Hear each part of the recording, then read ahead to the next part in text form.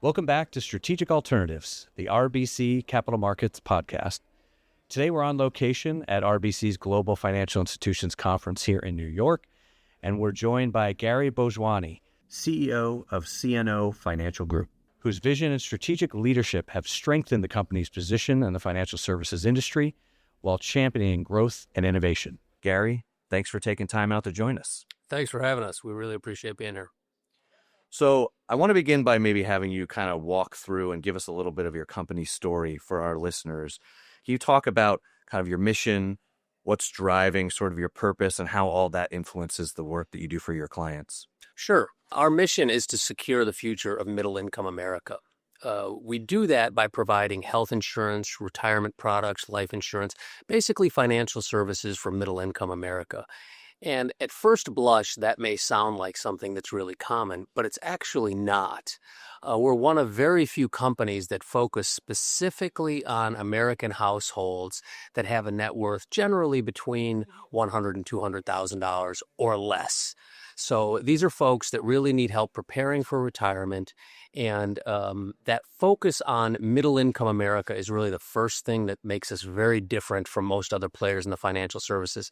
The second thing that makes us somewhat unique in this space is we provide these products or distribute these products through different distribution channels. Most companies in our space will pick one or two. We actually have more than that. We will reach our customers either through our own captive dedicated agents or through what's known as direct-to-consumer, meaning directly online, or through independent agents. So that mix, focusing on middle-income America, the mix of products and the mix of distribution is really what sets us apart, and we're really pleased to be in the space. I want to stay on that focus on middle-income America. I want to kind of talk about what you think some of the drivers of your success with this customer base has been. Whenever I think about what it is we do and how important it is, I start out by thinking of my own parents. My father, as he prepared for retirement, he really represents to a large extent our target consumer. And we needed to make sure that we had a way to take care of his basic needs in retirement. And remember, we're living in a time where pensions have gone away. The government can't provide richer benefits than it has. If anything, I think we're on a trajectory where we're going to reel some of those benefits in. We have to. So it's really up to individuals to secure some of these products. And what we do is focus on helping these people. And many of our products, like the retirement-oriented products, of course, are more long-term in nature and really a lot of planning. But some of our other products, life insurance, as an example, we're talking to these consumers sometimes when they've just had the worst days of their lives, and we're there to help. So therein lies our view that this is really a noble business. We're here to help people, we make a difference, and we focus in on a market that is traditionally underserved, and we consider it a great privilege to do that. Now, in terms of continuing to do that, it's very difficult to focus on this market space. There's a reason most people don't.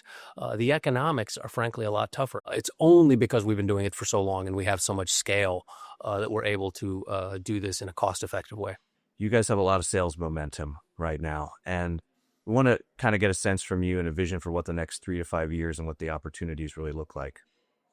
Yeah, we've been very, very fortunate. We've had a long stretch, in fact, over 10 quarters in most of our products of continual successive sales growth. So starting in 2020, we really fired up the growth engine.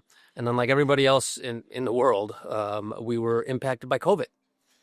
So that slowed things down a little bit, but we've been able to really get that growth engine going again and deliver some wonderful results. Now the next step is to optimize the results. And we've talked a lot to our shareholders about the things we want to improve in terms of our expenses and ROE, and deliver what's called operating leverage, meaning the bottom line grows at least as quick, if not quicker, than the top line. And that's really one of the things we're focusing on here for this next phase of our growth. I wonder if you could talk a little bit about the sort of trends that are impacting and driving some of your customer needs, but also like when you think about your value proposition to them, how you're kind of adapting that to serve their new needs. Right now, most of the customers we talk to, if you really boil it down, there are two sets of needs they're worried about. The risk of dying too young, so think life insurance, or the risk of living too long. And I know that sounds crazy, living too long. And what we're really talking about there is outliving their money. So we're emphasizing the types of products that help guard against that. Think long-term care, think annuities, and so on. So we've seen that shift happen, and we think it's going to continue to happen. There are 11,000 folks turning 65 every day, and that trend is expected to continue until roughly 2027, and at which time it'll start to taper off a little bit. We're kind of in the peak of the boomers turning 65, but even then, there's going to be a ton of Americans that are going into retirement, and they need help preparing for it, just like my dad. The transformation in the benefits space continues to accelerate. Can you talk a little bit about how your company is approaching technology to continue to sort of support your agent workforce? Mm-hmm. I think if you step back and think about any product or service you interact with in your life, I guarantee you will find that over the last decade or so, there's a much greater technology component to it than there used to be. You as a consumer expect to be able to go into a retail store like Nordstrom and have it be seamless whether you're dealing with the store or online. There's a similar expectation in financial services, but if I have my way about it and we do this well, I want our consumers to feel like they can always interact with a real person, our agents. We have wonderful agents. They're really good at their job. They make complex subjects very simple. They do a fantastic job at this. And I want our consumers to continue to rely on that human interaction because we think that's where the value is, that last mile of service. But then I want our agents, the people that are providing this service, to have great technology behind them. So will we have to provide consumers with some basic ability to shop and compare and look at products online? Of course, just like every other service you're interacting with these days. But we really want that human component. And so I think that may make us a little bit different in that we don't want our consumers to deal with us only online. We want them to interact with us. We want them to get the benefit of that advice and expertise. We think that's the best way to prepare them for the future. We ask a lot of our guests about what they think the qualities or some of the key decisions that leaders in their space need to make to really lead into the future. I wanted to take a step back, and as you think about CNO and you think about this entire space, what are some of those that you think are really important to success moving forward? I think the successful formula for us, we've got to stay focused on the middle market, but we've got to do it in a way that perfectly blends technology and human interaction. And we want to find the way to perfectly blend that. And I think in this time that we're going into, where things like innovation and service and so on are so important, finding that right mix and perfecting it, that's our mission. And let's maybe close with one more kind of big picture. Maybe you can give us a little bit more on how you see the outlook for sort of the broader insurance industry sort of moving forward. But I think even more importantly, why you think that CNO can really be a strong long-term investment from an investor standpoint.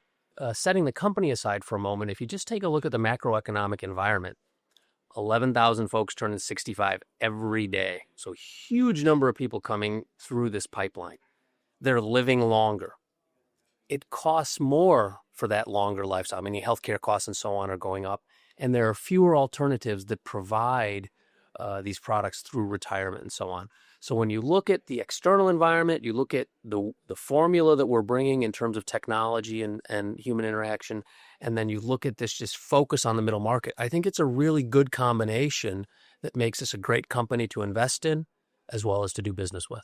I think that's a great way to close. And Gary, really appreciate you taking time out of your busy schedule at the conference to talk to us today. It's been a really fascinating discussion. I think our listeners are going to enjoy it, and we hope we'll have you back again next year. Thank you so much. Thanks for hosting this event. We really appreciate being here. Thank you. Thanks for listening to Strategic Alternatives, the RBC Capital Markets podcast. This episode was recorded on March 5th, 2025. Listen and subscribe to Strategic Alternatives on Apple, Spotify, or wherever you get your podcasts. If you like this episode, please leave us a review and share the podcast with others. See you all next time.